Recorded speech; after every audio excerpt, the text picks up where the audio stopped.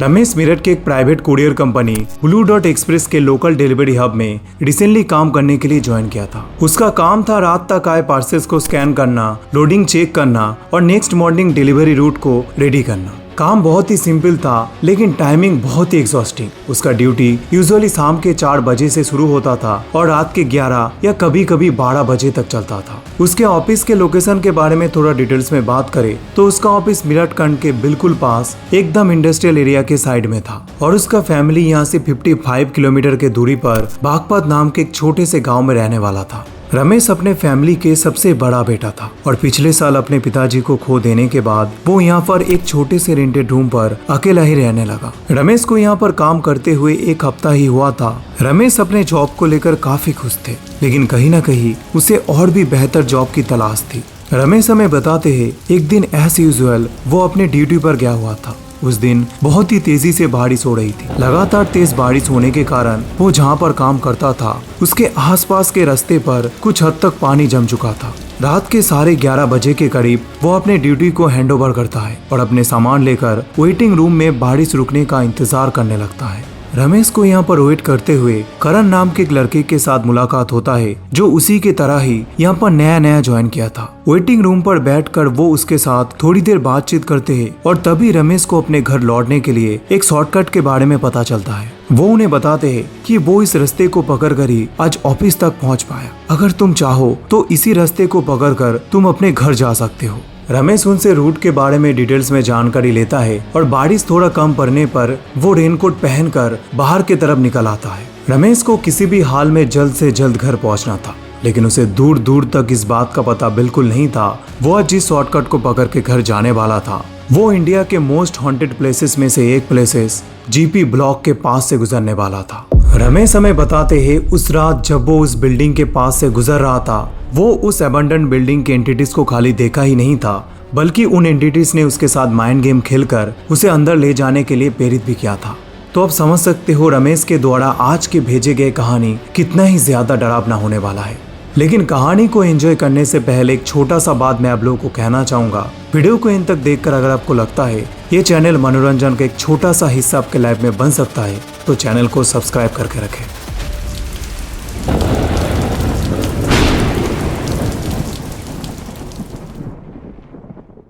15 जुलाई 2016 Ramesh as usual अपने duty के लिए दोपहर के 3:30 पर अपने घर से निकलता है। रमेश का घर मेरठ जो कि यूपी के अंदर स्थित पल्लवपुरम में था। वो यहाँ पर अकेला ही रहता था एक बहुत ही छोटे साइज का रेंटेड पुराने बिल्डिंग के अंदर। ये रूम इतना छोटा था जहाँ पर खाली एक अकेला आदमी रहने जितना ही स्पेस मौजूद था। इसके अलावा रूम के अंदर एक छोटा सा किचन भी बना हुआ था जहाँ पर वो अपने लिए खुद ही खाना बनाता था। उसके फैमिली की बात करें तो उसके फैमिली यहाँ से 55 किलोमीटर की दूरी पर बागपत नाम के एक छोटे से गांव में रहते थे। रमेश को अपने फैमिली को छोड़कर यहाँ पर अकेले रहने के पीछे भी एक बहुत ही स्ट्रॉन्ग रीजंस था। रमेश जस्ट अपने पढ़ाई कंप्लीट करके कॉलेज से निकला ही था तभी वो अपने लाइफ से एक ऐसे इंसान को खो दिया था जिसे वो अपना आदर्श मानता था और फैमिली में सबसे ज्यादा प्यार करता था जो कि था उसके पिताजी। इसके अलावा अभी के टाइम पे उसके फैमिली में टोटल 4 मेंबर थे। एक उसका माँ, एक बूढ़ी ग्रैंड माँ और 2 छोटी छोटी बहनें। ऐसे सिचुएशन में वो एक ऐसे दौर से गुजर रहा था जहाँ उसे संभालने वाला कोई नहीं था, जहाँ उसे सपोर्ट करने वाला कोई नहीं था। माँ की आंखों की छुपी चिंता, छोटी छोटी बहनों की जरूरतें, इन सभी चीजों को देखते हुए उसे बहुत ही अच्छे तरीके से क्लियर हो चुका था जो करना है उसे ही करना होगा। कोई भी उसे हेल्प करने के लिए आगे नहीं आएगा। इन सभी चीजों के बारे में सोचते हुए वो खुद को मजबूत करता है और पिताजी गुजर जाने के 3 महीने के अंदर ही वो नौकरी के तलाश में मेरठ आ जाता है। रमेश कुछ दिन के लिए यहाँ पर एक रिलेटिव्स के घर पर रहता है और उन्हीं के थ्रू आसपास कुछ दिन लगातार काम की तलाश करने लग जाता है। शहर उसके लिए बिल्कुल नया था, ना ज्यादा जान पहचान, ना कोई खास सहारा। शुरुआती कुछ दिनों में भले ही उसे अपना रिलेटिव का सहारा मिलता है लेकिन उसे अच्छे तरीके से पता था कि वो हमेशा किसी और के भरोसे ऐसे नहीं रह सकता। इसीलिए हर दिन काम ढूंढने के साथ साथ वो एक सस्ता रेंटेड रूम भी तलाश करने लगते हैं। कई दिनों तक गली गली घूमने और लोगों से बात करने के बाद उसे पल्लवपुरम के अंदर एक पुराना सा रूम मिलता है। रूम बहुत ही बड़ा नहीं था, अंदर एक छोटा सा कमरा बना हुआ था। उसके साथ एक छोटी सी किचन बनी हुई थी। दीवारों का पेंट ऑलमोस्ट उतर चुका था, कोने कोने में पानी का निशान दिख रहा था। रूम मिलते ही ज्यादा कुछ सोचे बिना वो यहाँ पर शिफ्ट हो जाता है। शिफ्ट होने के बाद रमेश जब यहाँ पर अकेला ही रहने लगता है, वो महसूस करता है जब भी रात होता है उसे एक अजीब सा खामोशी महसूस होने लगता है। ये इसीलिए क्योंकि उसने अपने लाइफ में कभी भी अकेला समय नहीं गुजारा था। गांव में फैमिली के साथ हंसी मजाक में उसका दिन गुजारता था। ऐसे दिन गुजारना उसके लिए बहुत ही बड़ा एक चुनौती लग रहा था। लेकिन समय कहाँ रुकने वाला था। समय बीतता गया। कुछ ही दिनों के अंदर उसे एक नौकरी की तलाश मिलता है ब्लू डॉट एक्सप्रेस कंपनी के डिलीवरी हब में। वे ऑफिस मेरठ कंड के बिल्कुल पास बना हुआ था। रमेश अपने डॉक्यूमेंट सबमिट करके पक्की बात करके आता है और अगले दिन से वो ड्यूटी जाना स्टार्ट कर देता है। पहले ही हफ्ते उसका ड्यूटी लगता है दोपहर के 4 बजे से। वेयर हाउस के अंदर उसे जो काम दिया गया था वो था रात में आए पार्सल्स को स्कैन करना, पार्सल किस एरिया में जाएगा उस हिसाब से बॉक्सेस को अलग रखना, डिलीवरी के टाइम में वैन में सभी पार्सल्स लोड हुआ है या नहीं अच्छे तरीके से चेक करना, अर्जेंट कुरियर को अलग रखना और अगर कोई पार्सल्स मिसिंग या डैमेज मिलता है तो सुपरवाइजर को बताना। इस पूरे काम में और एक चीज उसे अच्छे तरीके से बताया जाता है, हर पार्सल को सही जगह तक पहुंचाना कंपनी के लिए बहुत ही इंपॉर्टेंट है। छोटी से छोटी गलती भी कंपनी के लिए घाटे का कारण बन सकता है, इसीलिए उसे बहुत ही केयरफुली अपना काम करना होगा। रमेश के लिए ये जॉब काफी ज्यादा स्ट्रेसफुल था क्योंकि अपने लाइफ में रमेश ने कभी भी ऐसा जॉब नहीं किया था। लेकिन उसके पास दूसरा कोई ऑप्शन भी नहीं था, मजबूरन उसे ये काम करना पड़ा। वो रोज ड्यूटी पर टाइम पर जाते और सभी कामों को खत्म करके घर लौटते। कभी कभी स्टोर के अंदर काम का प्रेशर इतना रहता था उसे स्टोर से बाहर निकलने में 11 बजे की जगह 12 बजे तक समय लग जाता था। ऐसे ही धीरे धीरे दिन बीतने लगा। सुबह देर से उठना, खुद से खाना बनाना, कभी सिर्फ चाय और बिस्किट खाकर ही काम चला लेना, फिर शाम होते ही ड्यूटी के लिए निकल जाना। अब वही उसका जिंदगी बन चुका था। कभी कभी रूम के अंदर अकेला बैठकर वो चुपचाप अपने पिताजी को याद करता। उसे याद आता कैसे उसके पिताजी हर मुश्किल में घर को संभालते थे। अब वही जिम्मेदारी उसे निभाना पड़ रहा है। कभी वो फ्यूचर के सपने देखता, एक अच्छी नौकरी, माँ के लिए बेहतर जिंदगी, छोटी बहनों की पढ़ाई, और कभी उसे लगता जैसे जिंदगी एकदम रुक सा गया हो। लेकिन इतनी परेशानियों के बाद भी उसने कभी हिम्मत नहीं छोड़ी। उसके अंदर बस एक ही सोच चलता रहता था, चाहे जितनी भी मुश्किल आए अब मुझे ही सब कुछ संभालना है। कुछ ऐसे चलते हुए एक हफ्ता बीत जाता है। दिन आता है 15 जुलाई का। रमेश के लिए एक नया दिन था, लेकिन आज जो उसके साथ होने वाला था ये उसके सोच से भी परे था। सुबह से ही आसपास का मौसम बहुत ही बिगड़ा हुआ था। काले बादलों से पूरा शहर ढक चुका था। तेज बारिश और थंडरस्टॉर्म के कारण पूरा शहर गूंज उठ रहा था। रमेश सुबह से ही अपने छोटे से रूम की खिड़की के पास बैठकर बाहर का नजारा देख रहा था। उसका नजर जाता है सड़कों के ऊपर, जिसके ऊपर से पानी बह रहा था और कभी कभी तेज हवा के झोंके पैरों में टकराने के कारण पैर आसपास के बिल्डिंग को टच कर रहा था। ये शहर अभी भी उसके लिए बहुत ही अनजान था, लेकिन कहीं न कहीं वो इस जगह को अब अपनी दुनिया मानने लगा था। भीगी सड़कें और आसपास की शांत वादियाँ उसे अपने गांव की याद दिला रहा था। कुछ इस तरीके से वक्त गुजरता गया और ड्यूटी का टाइम नजदीक आने लगा। जैसे कि वीडियो के स्टार्टिंग में मैंने आपको बताया, रमेश रूम के अंदर अकेला ही रहता था, इसीलिए उसे खुद ही खाना बनाना पड़ता था। इसीलिए समय को ध्यान में रखते हुए वो किचन के अंदर जाता है और खाना बनाना स्टार्ट कर देता है। खाना बन जाने के बाद वो अपने हाथों से ही सब कुछ क्लीन करता है और उसके बाद नहाने चला जाता है। कुछ ही मिनट्स के अंदर नहा धोकर वो बाथरूम से निकल आता है और काम पर जाने के लिए रेडी होने लगते हैं। तभी उसका नजर दीवार पर लगा घड़ी के ऊपर पड़ता है, जहाँ पर 3 बजे का समय दिखा रहा था। बाहर का मौसम देखकर उसके मन में बार बार एक ही सवाल आ रहा था, आज इतने खराब मौसम में वो ड्यूटी कैसे जा पाएगा। कुछ पल के लिए उसने सोचा कि शायद आज छुट्टी कर लेना ही सही होगा, लेकिन अगले ही पल उसे सैलरी का ख्याल आता है। वो सोचता है कंपनी में ज्वाइन किए हुए उसे अभी सिर्फ 1 हफ्ता ही हुआ है। अगर आज उसने ड्यूटी मिस किया तो सैलरी से पैसा कट सकता है। इसीलिए ज्यादा ना सोचते हुए खाना वाना खा के और जरूरी सामान को अपने साथ लेने के बाद रूम के दरवाजा बंद करके बाहर निकल पड़ता है। जैसे ही वो बाहर निकलता है, बाहर तेज बारिश के छींटे उसे महसूस होने लगता है। उसके कॉलोनी का सड़क पूरा पानी के नीचे आ चुका था। उसने अपना बाइक घुमाया और रोज की तरह पल्लवपुरम साइड से मार्केट क्रॉस करते हुए दिल्ली रोड पकड़ के मेरठ कंड रेलवे स्टेशन के पास वाली रोड से स्टोर की तरफ बढ़ने लगे। 3:95 के करीब वो स्टोर पहुंच जाता है। वेटिंग रूम के अंदर जब वो अपना रेनकोट उतार रहा था तब वो देखता है पानी उसके रेनकोट के अंदर तक आ चुका है। 4 बजे के करीब उसका ड्यूटी स्टार्ट होने वाला था, इसलिए वो स्टोर के अंदर जाता है। अंदर बैठे सभी लोग अपने काम में बिजी हो चुके थे। कोई बड़े बड़े कार्टून्स को एक जगह से दूसरी जगह ले जा रहा था, कोई पार्सल्स को स्कैन कर रहा था, कोई लोडिंग चेक कर रहा था। रमेश भी उन लोगों के साथ ज्वाइन कर लेता है और अपने काम करना स्टार्ट कर देता है। काम करते हुए कुछ घंटा बीतता है। रमेश नोटिस करता है बाहर सब कुछ शांत सा लग रहा है। रमेश तुरंत विंडो के पास जाकर देखता है, सच में बारिश रुक चुका था। इस चीज को देखकर रमेश के चेहरे पर हल्की सी स्माइल खिल उठता है। उसने अंदर ही अंदर सोचा, फाइनली घर जाने में अब उसे कोई भी परेशानियों का सामना नहीं करना पड़ेगा। इसके बाद रमेश खुश मिजाज के साथ जहाँ पर काम कर रहा था वहाँ पर चला जाता है और अपने काम में ध्यान देते हैं। धीरे धीरे रात गहरा होता गया, मौसम फिर से खराब होता गया। मौसम खराब रहने के कारण इसका इफेक्ट स्टोर के अंदर भी देखने को मिला। स्टोर के अंदर बहुत ही कम स्टाफ आया हुआ था, इसीलिए हर एक आदमी को एक्स्ट्रा काम करना पड़ रहा था। काम ज्यादा रहने के कारण उस दिन रमेश को भी स्टोर से निकलने में लेट हो जाता है। उस दिन उसे 1 घंटे तक एक्स्ट्रा समय रहना पड़ा था और दूसरे स्टाफों को हैंडओवर देते देते 12 बजे तक का समय लग गया। काम हैंडओवर देने के बाद वो स्टोर से निकल आता है और अपने सामान को कलेक्ट करने के लिए वेटिंग रूम पर चला जाता है। लेकिन जैसे ही वो बाहर की तरफ देखता है उसका मूड फिर से खराब हो जाता है। इस बार उसे दिखता है बाहर बहुत तेजी से बारिश शुरू हो चुका था और बादल इतने जोरों से गरज रहा था जैसे पैरों के नीचे से जमीन हिल जा रहा हो। रमेश वही बैठकर और 1 घंटे तक बारिश रुकने का वेट करता है, लेकिन बारिश जैसे रुकने का नाम ही नहीं ले रहा था। आखिर में वो सोचता है अब और रुकने का कोई फायदा नहीं।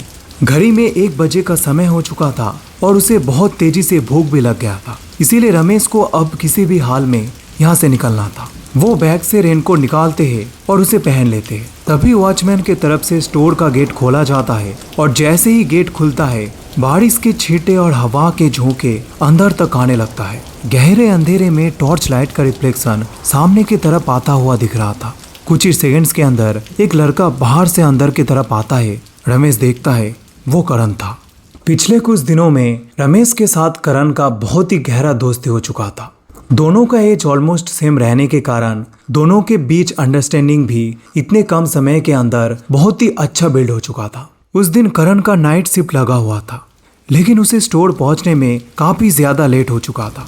वो पूरी तरह भीग चुका था, उसके कपड़ों से पानी टपक रहा था। रमेश को बाहर की तरफ जाता देख वो उसे कहता है बाहर बहुत ही बुरा हाल है, रास्ते में जगह जगह पानी भर गया है, मैं तो मुश्किल से यहाँ तक पहुँच पाया। रमेश कहता है मेरा भी ड्यूटी बहुत ही पहले खत्म हो गया, मैं तब से बैठा हुआ हूँ, मैं निकल ही नहीं पा रहा, लेकिन अभी मैं और वेट नहीं कर सकता, मुझे किसी भी हाल में घर पहुँचना है। दोनों आपस में कुछ देर बात करने लगते हैं। बातों बातों में दोनों के बीच रास्ते की बात शुरू हो जाता है। रमेश बताते हैं कि वो NH 8 वाले रूट को पकड़ के घर जाता है और इस रूट को पकड़ के उसे करीब 25 मिनट तक समय लग जाता है। ये सुनकर करण हल्का सा हंसता है और कहता है तुम अभी भी उस लंबे रूट से जाते हो? रमेश हैरानी से पूछता है क्यों, क्या हुआ?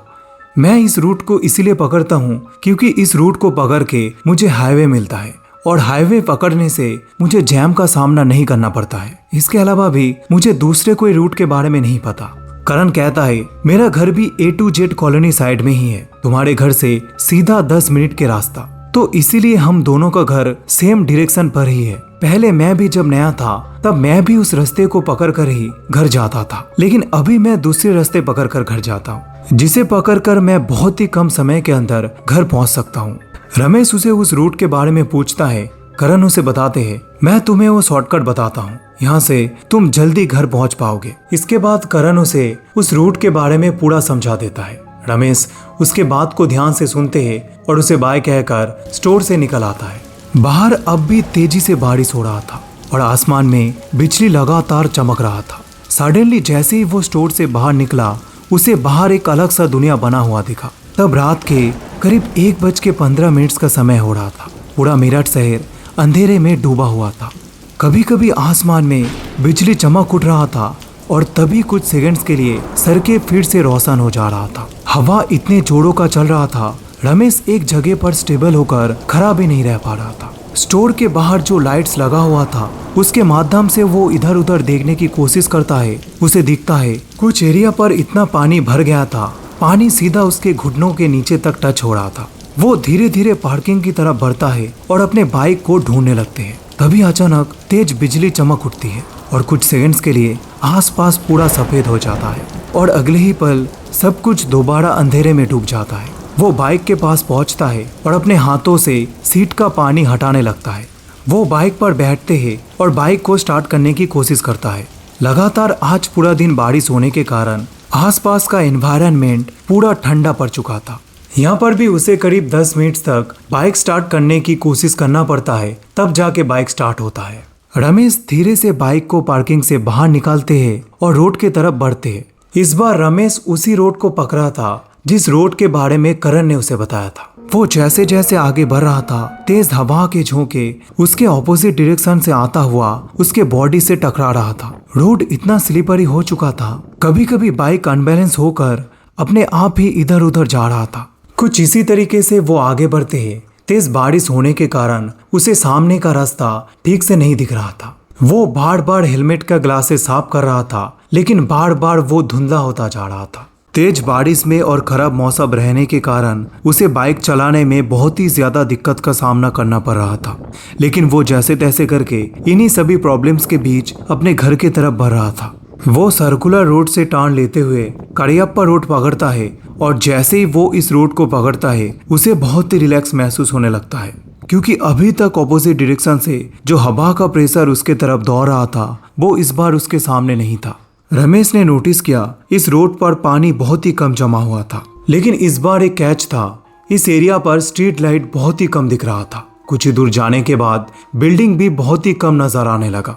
आसपास देखने पर उसे खाली घने पेड़ ही दिख रहा था। जैसे जैसे वो इस रोड को पकड़ते हुए आगे की तरफ बढ़ता रहा, एरिया और भी ज्यादा सुनसान और भी ज्यादा खामोश होता गया। कहीं पर उसे केवल 1-2 लाइट्स ही दिख रही थी और कुछ एरिया पर आसपास पूरा अंधेरा छाया हुआ था। रमेश इस परिस्थिति के अंदर खुद को थोड़ा कंफर्टेबल कर लेता है और वो बेझिझक आगे की तरफ बढ़ने लगता है। कुछ दूर जाने के बाद गिने चुने स्ट्रीट लाइट जो अभी तक उसे दिख रहा था वो भी पूरी तरीके से दिखना बंद हो जाता है। अभी उसके पास रोड देखने के लिए खाली एक ही साधन बचा हुआ था, जो कि था उसके बाइक का हेडलाइट। एक अंधेरे से भरा हुआ सुनसान रोड और रोड के एक साइड से रमेश अपने बाइक के हेडलाइट से अंधेरे को चीरते हुए आगे बढ़ रहा था। बारिश के बूंदे और हवा चलने के तेज आवाज से उसे अपने बाइक के इंजन का साउंड भी ठीक से नहीं सुनाई दे रहा था। तभी उसे अचानक दिखता है 2 हट्टा कट्टा दिखने वाला आदमी उसके तरफ दौड़ते हुए आ रहा है। वो लोग आपस में कुछ कह रहा था। उनके शकल बहुत ही अजीब सा था, देखकर लग ही नहीं रहा था कि वो लोग यहाँ का है। रमेश एक सेकंड के लिए डर जाता है और अपने बाइक को स्लो करता है, लेकिन वो देखता है वो लोग सीधा आने के बजाय पास में जो मिट्टी का रास्ता बना हुआ था उसके तरफ चला जाता है। रमेश धीरे धीरे गाड़ी को आगे बढ़ाता है और उस रास्ते के पास जाकर रुक जाता है। उसे ये रास्ता अंधेरे से भरा हुआ दिख रहा था। पहले रमेश सोचता है उसके लिए इस चीज को इग्नोर कर देना ही सही होगा, नहीं तो इतने रात में इतने सुनसान रोड पर वो एक बहुत ही बड़े मुसीबत के अंदर फंस सकता है। तभी सडनली उसे एक लड़की की चिल्लाहट की आवाज सुनाई देता है। ये आवाज उसी डायरेक्शन से आ रहा था जिस डायरेक्शन पर वो 2 आदमी भाग कर गया हुआ था। कोई हेल्प करो प्लीज। इस आवाज को सुनते ही रमेश का दिमाग पूरा सुन भर जाता है। रमेश ज्यादा ना सोचते हुए वो यहाँ पर रुकता है। वो अंदर से महसूस कर रहा था हो सकता है इतनी रात को कोई सच में परेशानी के अंदर फंस चुका हो, सच में किसी की मदद की जरूरत है। इतनी रात को आसपास मेरे अलावा कोई भी नहीं है जो उसे हेल्प कर सके, दूर से ही सही, लेकिन मुझे एक बार जाकर देख लेना चाहिए। वो उस रास्ते की तरफ देखते हुए ये सब सोच रहा था। उसके लॉजिकल माइंड उसे कह रहा था कि सभी चीजों को इग्नोर करो। वही दूसरे तरफ उसका इमोशन उसके ऊपर हावी होता जा रहा था। वो धीरे धीरे उस रास्ते की तरफ बढ़ने लगता है। जैसे जैसे वो अंधेरे की तरफ जा रहा था वो खुद के ऊपर से कंट्रोल खोता जा रहा था। वो जैसे जैसे अंधेरे की तरफ बढ़ रहा था हवा और बारिश जैसे उसे कम होता हुआ दिख रहा था, जिससे वो अंदर से बहुत ही रिलैक्स होता जा रहा था। कुछ दूर जाने के बाद वो देखता है एक औरत जो जमीन में पड़ी हुई थी। उसके सामने एक बड़ा सा बिल्डिंग बना हुआ था। बिजली जब गरज रहा था सफेद रोशनी में बिल्डिंग उसे साफ दिख रहा था, लेकिन आसपास कोई नहीं था। वो उस औरत की ओर देखता है। उसकी पूरा शरीर मिट्टी से लिपटी हुई थी और बारिश के बूंदे उसके ऊपर गिर रही थी। रमेश अपने बाइक को साइड में रखता है और हाथों में टॉर्च लाइट लेकर वो उसके तरफ बढ़ने लगता है। वो उसे बहुत बार चिल्ला चिल्ला कर उठने के लिए कहता है, लेकिन उसकी बॉडी में कोई भी मूवमेंट नहीं होता हुआ दिखता है। रमेश के दिमाग में खाली एक ही सवाल उठ रहा था कि इस औरत का ये हाल किसने किया, और जिन लोगों को अंदर जाते हुए उसने देखा था वो लोग कहाँ गया। क्या उन्हीं लोगों के द्वारा इस काम को अंजाम तो नहीं दिया गया। उसका दिमाग सवाल से भर उठता है।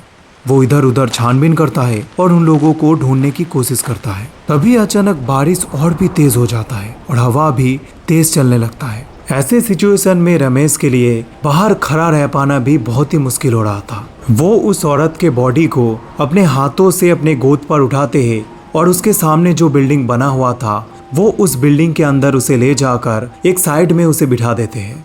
यहाँ पर और एक चीज भी होता है। वो जब उस औरत को अपने गोद पर उठा के उस बिल्डिंग के तरफ ले जा रहा था तब उसे कुछ पैरों के निशान भी दिखता है। वो सोचता है हो सकता है जिन लोगों को उसने देखा था अब वो लोग किस घर के अंदर ही है। तब उसे अचानक से बिल्डिंग के ऊपरी हिस्से से कुछ आवाजें सुनाई देता है। उसे ऊपर किसी की दौड़ने की आवाज सुनाई दिया और साथ ही साथ बहुत ही डरावनी अजीब आवाज में किसी को बात करते हुए उसने सुना। इसके बावजूद कि रमेश का जो अनुभव था वो रिलैक्स टाइप का ही रहता है, क्योंकि उसे खुद भी नहीं पता था वो जो कर रहा है ये कोई नॉर्मल दिमाग के इंसान के लिए कर पाना बहुत ही मुश्किल वाला बात है। आप खुद ही सोचिए, इतने डरावने माहौल के अंदर इतने रात को एक अकेला आदमी कैसे रिलैक्स रह सकता है। खैर कहानी में आगे बढ़ते हैं। वो अपने टॉर्च लाइट को सीढ़ी की तरफ घुमाता है। तभी वो देखता है सीढ़ी बहुत ही स्लिपरी हो चुका था और नीचे पानी के बूंदे टपक रहा था। वो धीरे धीरे खुद को संभालते हुए ऊपर जाता है। स्टिल उसे लगातार किसी के दौड़ने की आवाज सुनाई दे रहा था। जैसे जैसे वो नजदीक जाने लगा ये आवाज और भी जोरों से सुनाई देने लगा, लेकिन जैसे ही उसने आखिरी सीढ़ी चढ़ा सब कुछ रुक गया। इधर उधर देखने पर उसे खाली पानी टपकने की आवाज ही सुनाई दे रहा था। ऊपर उठकर सबसे पहले वो लेफ्ट की तरफ मुड़ता है। इस तरफ जो रूम बना हुआ था वो उस रूम के अंदर जाता है, लेकिन वहां पर उसे कोई भी नहीं दिखता है। लेकिन फिर से उसे दूसरे साइड के रूम पर किसी की चलने की आवाज सुनाई देता है। वो तुरंत अपने टॉर्च घुमाते हुए उस तरफ जाता है, लेकिन तभी उसके सामने एक सांप लेटी हुई दिखता है। वो इसे देखकर बहुत ही चौंक जाता है। वो उसे भगाने की कोशिश करता है और वो सांप धीरे धीरे नीचे की तरफ चला जाता है। इसके बाद वो दूसरे रूम के अंदर जाता है, लेकिन वहां पर भी उसे कुछ भी नहीं दिखता है सिवाय मकड़ी के जाला के। धीरे धीरे रमेश का नजर जब इन सभी अजीब अजीब चीजों के ऊपर पड़ रहा था उसका दिमाग चीजों को लॉजिकली लेना शुरू कर दिया था। उसने सोचा अभी उसे उस औरत के पास जाना चाहिए जिसे वो नीचे बिठा कर आए थे। धीरे धीरे वो सीढ़ी से नीचे उतरता है, लेकिन नीचे जाकर वो देखता है वो जहाँ पर उस औरत को बिठा कर आया हुआ था वो जगह बिल्कुल खाली था। यहाँ तक कहीं ना कहीं रमेश के दिमाग में ख्याल आने लगता है उसके साथ जो हो रहा है ये सब कुछ नॉर्मल नहीं है। धीरे धीरे आसपास के नज़ारे को देखते हुए उसे महसूस होने लगता है वो अभी जिस जगह पर खड़ा है ये जगह बहुत ही पैरानॉइड है। और अचानक से उसके दिमाग में सोच आते ही उसके पैरों के नीचे से जमीन खिसक जाता है। बिल्डिंग के बाहर की तरफ वो अपना टॉर्च लाइट घुमाता है और वो देखता है बाहर उसका बाइक खड़ा हुआ है। वो झटपट यहाँ से निकलने की कोशिश करता है, लेकिन तब तक बहुत ही देर हो चुका होता है। अभी तक जिन जिन चीजों को उसने देखा था अचानक से उसके पीछे उन सभी चीजें खड़ा होता हुआ उसे महसूस होता है। पीछे से उसे उन सभी आवाजें सुनाई दे रहा था जिन आवाजों को उसने अनकॉन्शियस रहने के वक्त बहुत ही ध्यान से सुना था। दो आदमी की दौड़ने की आवाज, एक औरत का चिल्लाहट और एक खामोश सा पुकार, हम सब तुम्हारे पीछे हैं। इस आवाज को सुनते ही रमेश खुद को संभाल नहीं पाते हैं। वो सेंसलेस होकर नीचे गिर जाता है। रमेश इस बिल्डिंग के अंदर सेंसलेस होकर पड़े रहते हैं और करीब 3 घंटे बाद उसे होश आता है। वो बिल्डिंग के फ्लोर में पड़ी हुई है और बाहर कुत्ते भौंक रहा है। वो देखता है बाहर दिन हो चुका था और बारिश भी रुक चुका था। उसे गर्मी लगने लगा था क्योंकि उसने कल जो रेनकोट पहना था वो अभी भी उसके साथ था। वो धीरे धीरे बिल्डिंग से निकल आता है और जैसे तैसे करके अपने बाइक स्टार्ट करते हुए वो घर पहुंचता है। लिटरली इस कहानी का कुछ हिस्सा इतना अजीब है जिसे सुनकर हमने सिर्फ डर महसूस नहीं किया बल्कि ये हमारे अंदर उस हिस्से पर प्रहार करता है जो डायरेक्टली हमारे बिलीफ सिस्टम को ही तोड़ देता है। रमेश को इतने तेज बरसात के अंदर इतने रात को जो कि 1:30 के करीब सुनसान रास्ते में 2 आदमी को भागते हुए देखना, एक अजीब सा चिल्लाहट सुनना, बिना कुछ सोचे इतने गहरे अंधेरे में रमेश का चले जाना, इतने रात को इतने भूतिया बिल्डिंग के अंदर इतने समय बिताना और इतना समय तक रहना, सच में ये अनबिलीवेबल है। ये कहानी हमें भले भांता एहसास दिलाता है इस बिल्डिंग के अंदर जो एंटिटीज रहता है वो कितना ही ज्यादा खौफनाक है। लगे हाथ इस बिल्डिंग के बारे में और 2-3 चीज मैं बताना चाहूंगा। इस बिल्डिंग के बारे में जब मैंने रिसर्च किया तब मुझे पता चला इस बिल्डिंग के अंदर जेन्युइनली एक औरत का आत्मा दिखता है और कभी कभी कुछ लोग दिखता है जो एक जगह पे गैदर होकर दारू पी रहे होते हैं या पर गोल होकर बैठे रहे होते हैं। और जब मैंने रमेश के मुंह से ये सुना ये कहानी जीपी ब्लॉक का है तब मेरे दिमाग में ख्याल आया कि उसने भी यही चीज देखा होगा। और जब मैंने इस कहानी को पूरा सुना तब मुझे पता चला ये जो कहानी है ये उससे भी ज्यादा डेंजरस है। बाकी ये वीडियो आप लोगों को कैसा लगा हमें कमेंट करके जरूर बताएं। उम्मीद करते हैं ये वीडियो आप लोगों को पसंद आया होगा। इस वीडियो में आप लोगों से मिलकर खुशी हुई। मिलते हैं मिस्टीरियस और भी पैरानॉर्मल एक्टिविटीज से जुड़े हुए स्टोरीज के साथ।